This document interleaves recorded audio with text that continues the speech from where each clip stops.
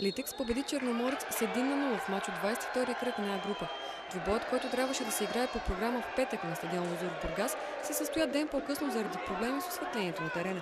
Единственият гол в матча отбеляза Христо Янев още в 7-та минута на срещата. Атаката на Литекс започна отдясно, където Берберович подаде към Георги Миланов. Младокът нахлу в наказателното поле и асистира на Янев, който откри резултата. До края на полувремето Георги Миланов и Светослав Тодоров пропуснаха да отвоят преднината на шампионите. 5 минути след подновяването на играта Стоян Колев спаси Черноморец от втори гол, след като отрази удар на Тодоров.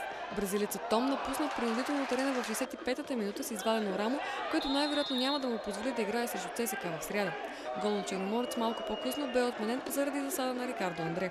Защитникът на Литекс Николай Бодуров се изкара жълт картон няколко минути преди края на матча и заради натрупани картони ще пропусне двубоя с ЦСКА. Литекс продължава да е убедителен лидер в класирането с актив от 56 точки. Черноморец е на 9-та позиция.